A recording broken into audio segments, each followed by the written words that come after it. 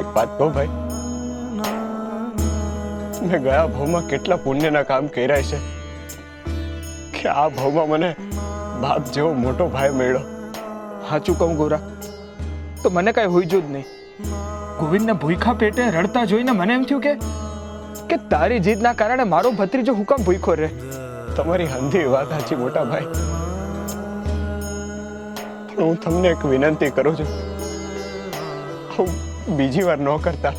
પણ કેમ ભાઈ તમે કરો એમાં કઈ ખોટું નથી, પણ ગોવિંદની જવાબદારી અમારી છે. અમે એને જન્મ આપ્યો છે તો ઉછેરવાની જવાબદારી અમારી જ હોય ને. પણ ગોરા હું ક્યાં સુધી હાલશે? તું અને તુલસી કદાચ એકટાનું ભૂખા રહીને આખો દી હલાઈ લેશો, પણ પેલો ગોવિંદ એ તો નાનકડું બાળક છે. ભાઈ આ દુનિયામાં એવા કેટલાય છોકરા છે જેનું કોઈ નથી. એ અંધાઈની સંભાળ હરી રાખે છે તો મારા ગોવિંદની સંભાળે હરી જ રાખશે ને. તમને યાદ છે માએ મને કીધું હતું,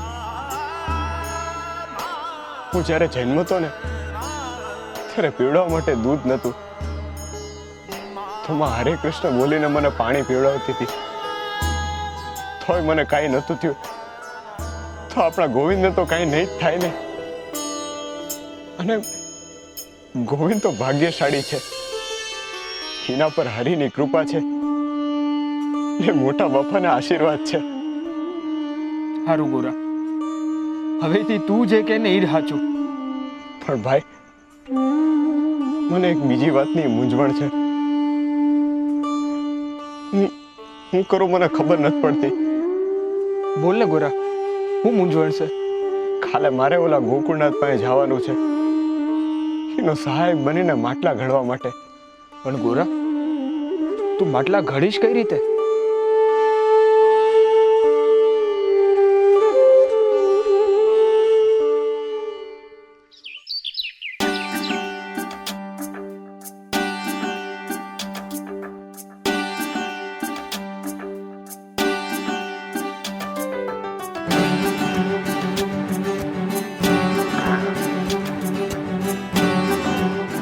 લો ગોરાબા, ચાકડો તૈયાર થઈ ગયો. મંડી પડો માટલા ઘડવા.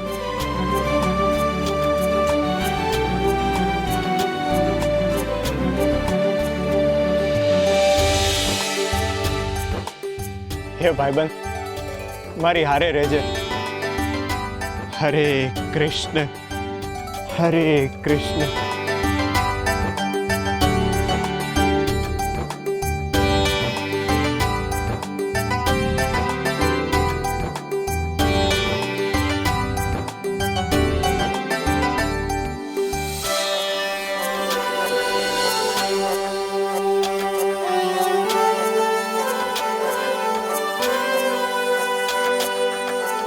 આ શું ભગત?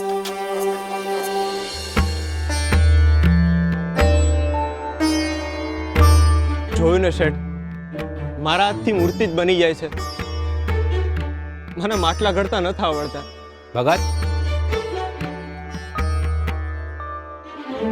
મેં તમને કાવડિયા આપ્યા છે, એનું તો માન રાખો. હું તમને કઈ એમનેમ કામ થોડું કરાવું છું. સવાલ કાવડિયાનો નથી, સવાલ એ છે કે મને માટલા ઘડતા જ નથી આવડતા. એવું હું કેમ માની લઉં? જે માણસ કૃષ્ણની આટલી સુંદર મૂર્તિ ઘડી શકતો હોય તે માટલા ના ઘડી શકે? આવું માન્યમાં જ ના આવે. શેઠ, તમારી વાત સાચી છે, પણ બાળપણથી હું મૂર્તિ જ બનાવું છું. માટલા ઘડતા કોઈથી શીખો જ નથી. તમે નાસીપાસ થઈ જાઓ છો. વધુ એક વખત પ્રયત્ન કરો, મને વિશ્વાસ છે તમે જરૂર માટલા બનાવશો. સારું, હાલો, તમે કહો છો તો હજુ એક પ્રયત્ન કરી લો.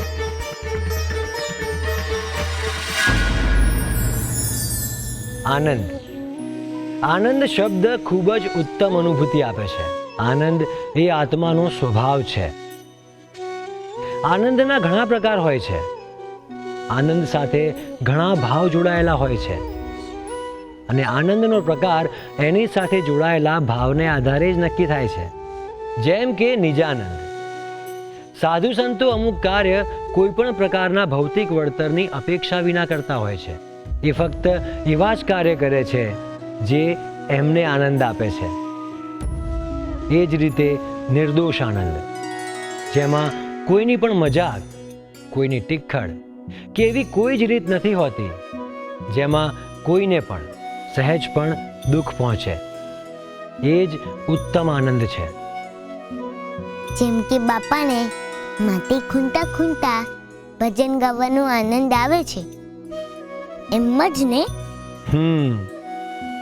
પરંતુ આજના સમયમાં ઘણા લોકો જે આનંદનો ઉપયોગ કરી રહ્યા છે એ છે વિકૃત આનંદ, જેમાં બીજાને દુઃખ પહોંચાડીને, બીજાને હાનિ પહોંચાડીને, બીજાને તકલીફ આપીને આનંદ લેવામાં આવે છે. પરંતુ વિકૃત આનંદ ક્ષણિક હોય છે. વિકૃત આનંદ આથમતા સૂરજ જેવો હોય છે, જે શરૂઆતમાં તો આનંદનું અજવાળું આપે છે, પરંતુ થોડીક જ વારમાં ઘનઘોર અંધારાનું દુઃખ અને અસંતોષ આપે છે. યાદ રાખજો, આનંદ એ આત્માનો ખોરાક છે અને આત્માને આપણે વિકૃતિ તો ન જ આપી શકીએ.